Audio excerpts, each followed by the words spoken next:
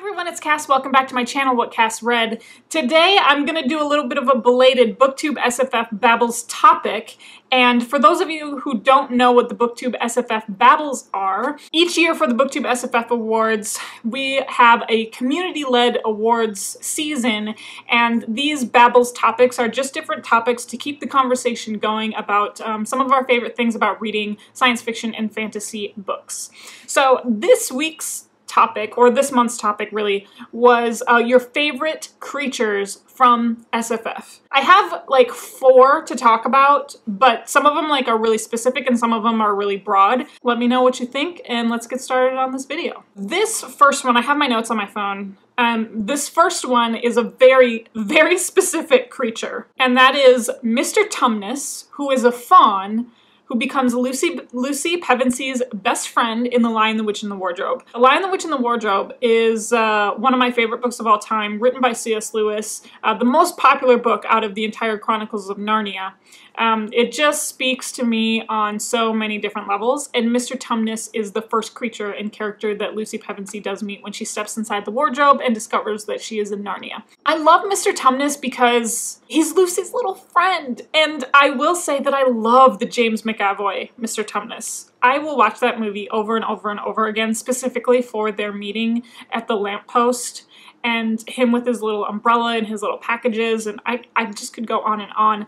And I really like the James McAvoy interpretation of Tumnus as this younger fawn who becomes friends with a young girl, and they are very hesitant of one another, but still really curious and still really open, and he just becomes the bridge to Narnia that I just love and adore. The fact that he's a fawn makes it fun because he's this mythical creature that we don't really encounter. I've always loved Mr. Tumnus, so that's my first favorite SFF creature. The next creature that I want to talk about are dragons, but like pretty much all of the dragons. And I've been thinking for a long time about doing like my definitive ranking of books about dragons, but there's just so many books about dragons that I want to read right now.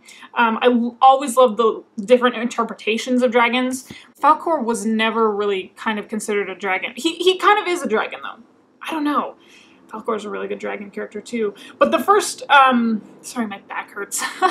The first dragon character that I really felt like I grew to have a relationship with as a character was Saphira.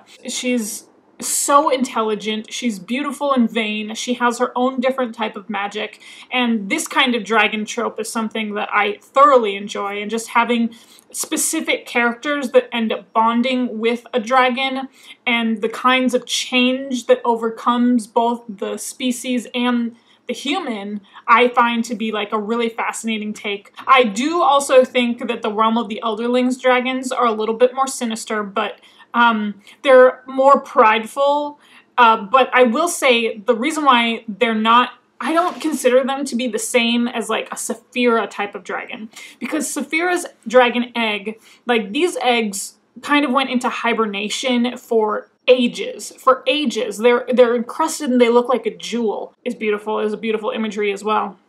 But the dragon on the inside is still alive and still there, and it's waiting for its partner and dragon rider before it hatches. The realm of the Elderlings dragons, fun fact, Robin Hobb created these dragons based on the life cycle of a dragonfly. She was like in her garden or something, and she was writing these books, and the dragonflies were out. And so you see that the dragons have this very different kind of life cycle, but once they're in their cocoons waiting to hatch, they are very present and they're absorbing all the memories from dragons of the past, and that's how the dragons are able to keep their culture and their myth, just their dragonness, alive through all of these memories that are woven into the cocoon. And when they hatch, they're like fully formed dragons. They're not growing up the way that Saphira grew up. That's really, really cool too. And they're very sentient and they're very prideful. Some of the other dragons that we encounter, I do still want to read the Téméraire series about dragons, because this is also the kind of dragon character that you get to know. But the Game of Thrones dragons are just like badass because they do allow for riders, but we don't get that character back and forth. But you know that there's sentience and intelligence there for the Targaryen family to have partnered up with these dragons as well. I just love dragons. So I do want to read The Priory of the Orange Tree. A ton of people have been talking about that on book Twitter right now. It just is not something I know I can get to right now because of the Booktube SFF Awards, and it's an 800-page book. But if you like that representation of dragons, please let me know, because I definitely want to get to that book as well. The next one. Okay, these are any type of human-wolf interaction is always gonna be a trope that gets me right in the feels, because wolves are my favorite animal of all time. If I could ever have a wolf and be safe, it would be like the greatest joy of my life. But I know that wolves are wild animals, and I'm never gonna, you know, try and breed a wolf with a dog. It's just, no. I understand the wildness of the wolf, to respect it too much, to leave it where it is. I would never want a pet wolf, but they are my faves. Some of the human-wolf pairings that I am thinking of in particular are, of course, Chivalry Farseer and his wolf Night Eyes. They are a bonded human and animal pair, and they share the wit magic between each other. The way that their bond forms was so intense and so great. I don't feel like I've ever read that kind of pairing before. It's just an intensity and a wildness that Night Eyes never, ever gives away. Some of my other favorite human and wolf pairings are Wolven from the Faithful and the Fallen series, and that includes Corbin and his Wolven animal. I forgot her name already. They are larger wolves than your typical wolves. They are very clearly a mythical, magical beast. And of course, all of the Stark children and their dire wolves. Like, all of their dire wolf pairings make so much sense to me, because you had Arya Stark and Nymeria. I wanted my friend to name his dog Nymeria, but he didn't go with my suggestion. And then you had Sansa and Lady, you had Robb and Greywind, you had Rickon and Shaggy Dog, you had Bran and Summer, and then of course you have Jon Snow and Ghost. The fact that their wolf pairings like totally matched up with them, it's like everything I love about wolf and human pairings and how the bond can be so special. But this was like a very like instantaneous, the wolves, the dire wolves and the Stark children took to each other immediately, whereas you have Night Eyes and Chivalry where they didn't necessarily take to each other immediately, but then they become this like life bond pair, and how do they work out their relationship together? Okay, and then the final mythical creature that I would like to discuss is the Kandra that we encounter in the Mistborn trilogy written by Brandon Sanderson. This was a completely unique magical creature that I had never encountered before, like where I have like a whole slew of wolves and human pairings, I have a whole slew of dragons.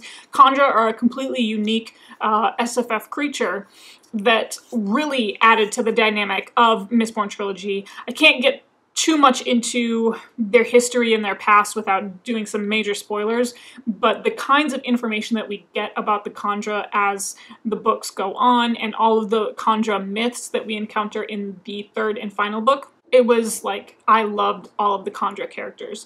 To me, they were so mysterious in the beginning, because they take contracts where humans have contracted them to like work for them, and they are bound to that human until their contract has been fulfilled. The majority of the contracts that we see inside the Mistborn trilogy are these Kandra consuming the bones of a human. They don't kill them, but they consume the bones of them so that way they can take their shape, and then the Kandra will perform the contract for them. Completely awesome and cool, and like I said, the myths that we get answered from book number 3 are just like mind-blowing, and the Kandra have to be mentioned inside this video as well. That about wraps it up.